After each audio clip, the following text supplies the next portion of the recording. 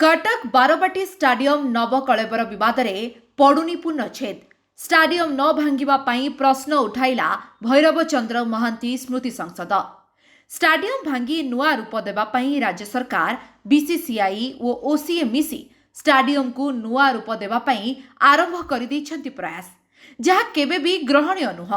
प्रत्येक ओडिया मानक विश्वास और ऐतिह्य कीर्तिराजी सहित जड़ित रही एही बारबाटी स्टाडियम। तो बारबाटी स्टाडियम रो ऐतिह्य और कीर्तिराजी को अक्षुण्ण रखी रूपांतरीकरण करागले यह ठीक बोली दाबी करिछि संसद।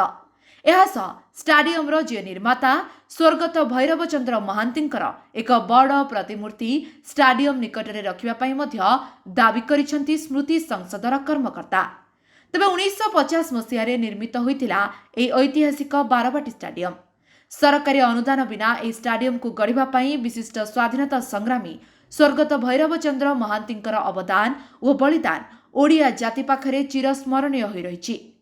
स्टाडियम निर्माण पई सेतेबेले बारबाटी राफेल नामरे 1 टंकिया टिकेट करी उद्योक्ता माने साइकल रे दुआर दुआर बुली टिकेट बिक्री करी लाभ अर्थरू ए स्टाडियम निर्माण करिथिबा हेतु एहाकू टंकिकिया स्टाडियम मध्य कहा जाय बोली स्पष्ट करिछि संसद। तबे राज्य सरकार बीसीसीआई और ओसीए एही दिगरे पुनः चिंता करिवार आवश्यकता रहिछि।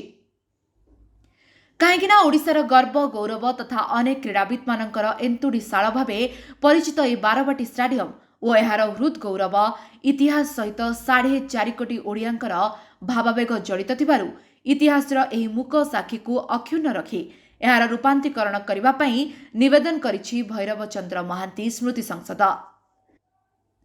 कटकरू गुरुदत्तଙ୍କ रिपोर्ट लिव लाइफ ओडिया।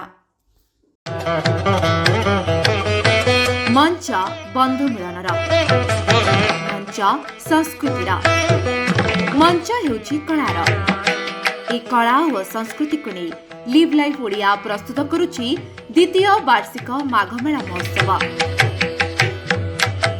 आसंता 27 तारिख मंगलवार दिन कंटिलो पल्टन पड़ियारू ए माघ मेला महोत्सवर सीधा प्रसारण देखिपारे केवल लिव लाइफ ओडिया रे।